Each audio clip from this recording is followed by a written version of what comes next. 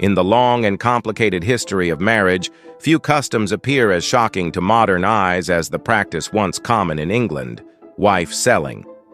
It was not a legal proceeding in the strict sense, but rather a strange semi-public ritual that allowed husbands and wives trapped in unwanted marriages to part ways at a time when divorce was all but unattainable for ordinary people. Imagine an English marketplace in the 18th or 19th century. Crowded stalls, the smell of livestock, the sound of bargaining. Among the trades for cattle, horses, and tools, one might also find a man leading his wife by a halter, sometimes around her neck, sometimes around her waist, sometimes tied to her arm.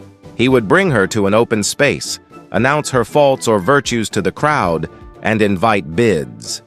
What looks to us like a grotesque parody of commerce was, for many men and women, the only practical path to freedom. To understand why this practice developed, we must first grasp the social and legal restrictions of the time. In England, until well into the 19th century, divorce was a privilege reserved for the wealthy. To legally end a marriage required a private act of Parliament, an enormously expensive process that could cost more than a year's wages for an entire village. For most people, farmers, laborers, craftsmen, this was simply impossible. Yet marriages could be miserable, filled with bitterness, poverty, or incompatibility. Men and women who wished to separate had no official channel to turn to. In this desperate vacuum, the custom of wife-selling arose. It was not sanctioned by law, but it was tolerated and in some ways socially recognized because it provided a solution that the courts refused to give. The ritual itself varied from place to place, but the pattern was usually the same. A husband who wished to end his marriage would lead his wife, often with her consent, to the marketplace. He would announce his intention loudly, describing her qualities much like one might describe a horse: her age, her health, her skills, her temperament. Sometimes the husband mocked her, highlighting her supposed faults. Sometimes, if the separation was amicable, he praised her, making clear that she deserved a better partner than he could be. The wife, far from being a passive object, often played a role herself. Some stood silently, resigned. Others spoke up, bargaining for their own future, indicating whether they approved of the man who offered the highest price. In some cases, the new buyer was already her lover, and the ritual served to formalize what the community already knew. The prices ranged from mere tokens, pints of ale, a few shillings, a loaf of bread, to substantial sums that symbolized a serious transaction. But the price was less important than the ceremony itself. By staging the sale in public, the couple signaled to the community that the marriage bond was dissolved and a new partnership had begun. Witnesses were crucial. The presence of neighbors, villagers, or townsfolk gave the arrangement a sense of legitimacy, even if it carried no weight in formal law. For the people involved, that was often enough. They lived their lives in those communities, not in the halls of Parliament, and social acceptance mattered more than distant legal codes. Accounts of wife-selling were widely reported in newspapers of the 18th and 19th centuries. Some journalists treated it as scandalous or barbaric, evidence of the ignorance of the lower classes. Others described it almost casually, as if it were simply another curious rural custom. The frequency of reports suggests that it was not a rare occurrence. From London to small villages, the practice left its mark. Yet it is important to recognize that this was not always an act of cruelty inflicted upon women. In many cases, the wife herself desired the separation. Locked in a society that gave her almost no rights within marriage, she could seize this ritual as an opportunity to escape an unhappy life. Sometimes she was eager to be purchased by a man she already loved, thereby trading the humiliation of the public market for the hope of a freer future. Still, the imagery is unsettling. Human beings treated as property, auctioned like livestock. Critics at the time pointed to this degrading symbolism.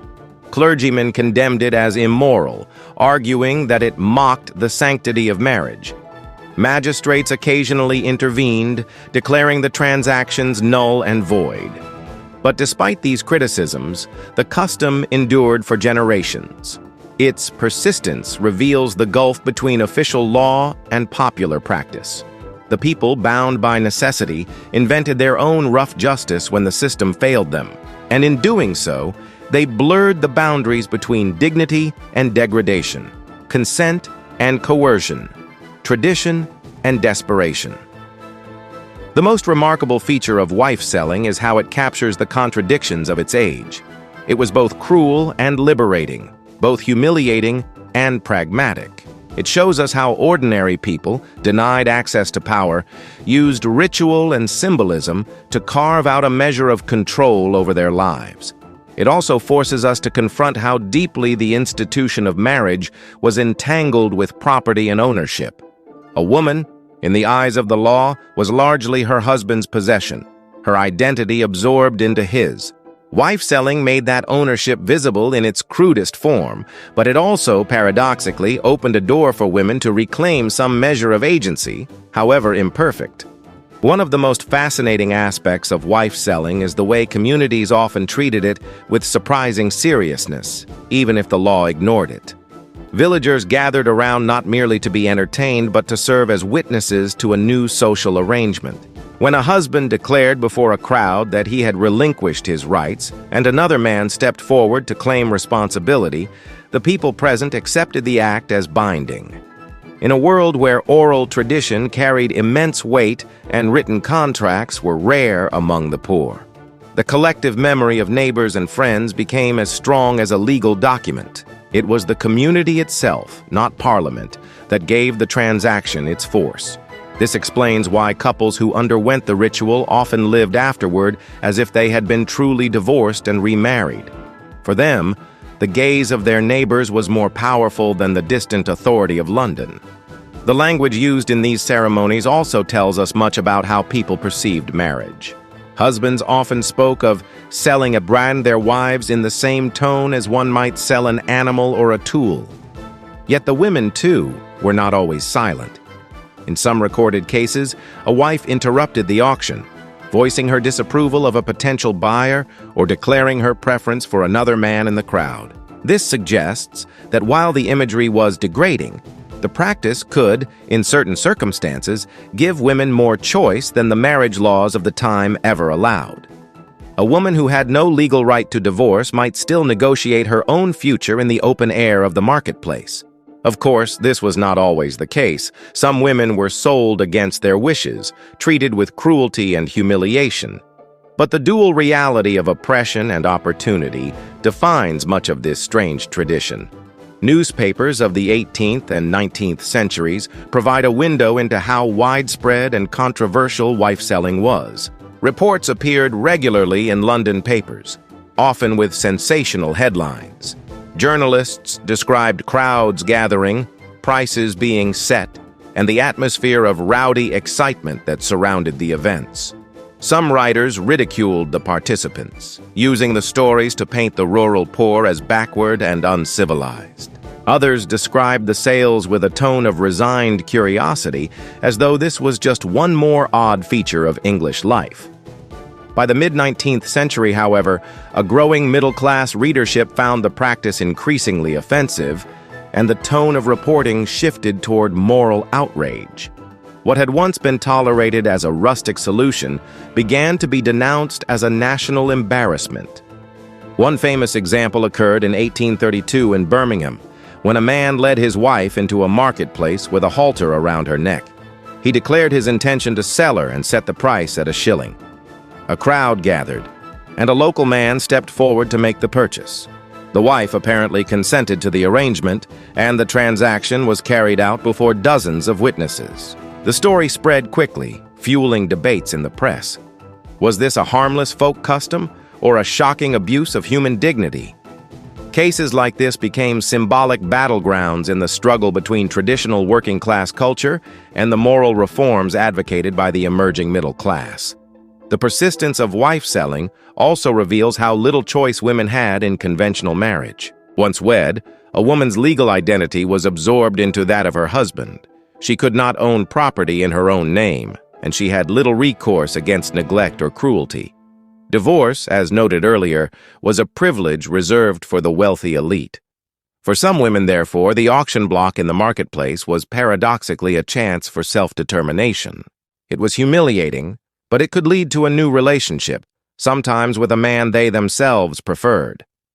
A few accounts even describe wives who urged their husbands to sell them, arranging the spectacle so that they might publicly join a lover without fear of scandal. These stories complicate our modern understanding, reminding us that what looks entirely degrading from the outside may have carried different meanings for those who lived it. Still, it would be a mistake to romanticize the practice.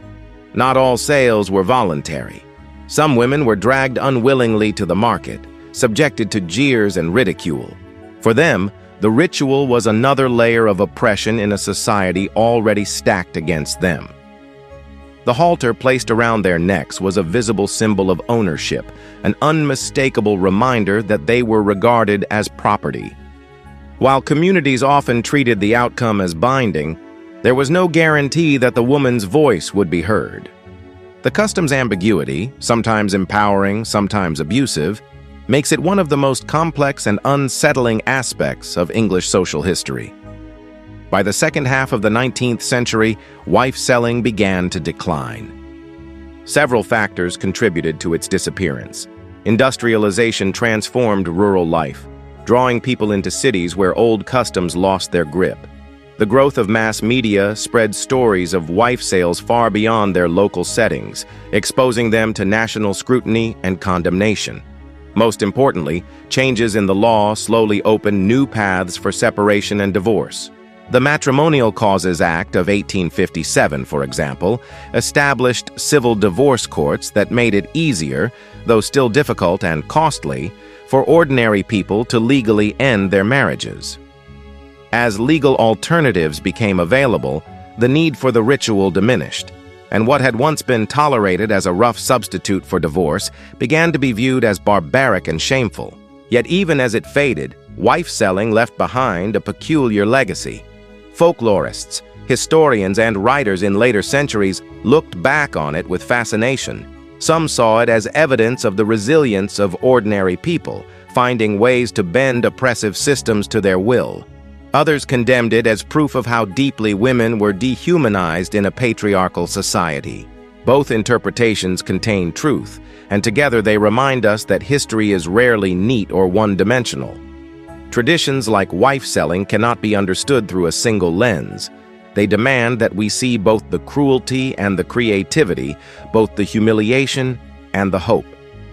As the 19th century drew to a close, wife-selling lingered mostly as a memory, a curious relic of a bygone age. Yet isolated reports still surfaced, showing that the tradition had not vanished entirely. In rural districts and among poorer communities, where legal divorce remained out of reach, couples continued to improvise their own solutions. A sale in 1881 in the county of Leeds was reported in the newspapers with both outrage and amusement. By then, however, such cases were viewed as extraordinary scandals rather than normal events. The growing authority of the press and the expanding reach of the state meant that local customs could no longer hide in obscurity. What once had been tolerated as an unwritten rule of village life now appeared as a national disgrace. The survival of wife-selling into the late 19th century raises important questions about the gap between law and practice. In theory, the law had long since rejected the legitimacy of such rituals. A husband who claimed that selling his wife released him from his obligations could expect no recognition from a magistrate. Yet in practice, people often acted as though the sale carried weight. This tension between official authority and communal belief highlights how ordinary people navigated their lives in an era when the state was distant and inaccessible. For many villagers, the approval of neighbors mattered more than the judgment of courts they would never enter. The marketplace was their courtroom, and the witnesses were their jury. Writers of the Victorian era were fascinated by the phenomenon, and it appeared in literature as a symbol of both cruelty and rebellion. Thomas Hardy, in his novel The Mayor of Casterbridge, 1886, famously opened the story with a scene of wife-selling. His protagonist, in a drunken moment of despair, auctions off his wife and daughter at a country fair. Though Hardy dramatized the act for fiction, his readers recognized it as rooted in reality. The scene shocked middle-class audiences, but it also captured the raw desperation of working-class life. Hardy's use of the custom illustrates how it had already become a kind of cultural metaphor, representing both the harshness of fate and the fragile hope for escape. The historical record also challenges us to rethink our assumptions about women's passivity in the past. While many sales were humiliating, some women clearly saw the ritual as a way to assert their agency, however limited. In cases where the wife openly declared her willingness to go with a new partner, the sale was less a transaction of property than a public performance of separation and remarriage. It was a way of making private choices visible to the community, transforming scandal into legitimacy. For a society that often left women voiceless, the marketplace could paradoxically become a stage where they claimed a measure of control. This is not to say the practice was fair or just, but rather that within its confines, individuals found ways to shape their destinies. From a broader perspective, wife-selling exposes the contradictions of English society during the 18th and 19th centuries. On the one hand, it was a society that prided itself on moral order, Christian values, and the sanctity of marriage. On the other hand, it tolerated, even normalized, a ritual that turned marriage into a transaction conducted before crowds of shouting bidders. The practice demonstrates how culture is never fully aligned with law, and how human necessity often produces solutions that challenge official morality. It also shows how poverty forces creativity, though at a cost. For the poor, legal divorce was an impossibility. Wife-selling, humiliating though it was, represented a form of survival. The decline of the custom also reflects the wider transformations of the 19th century. Industrialization, urbanization, and the expansion of the state into everyday life.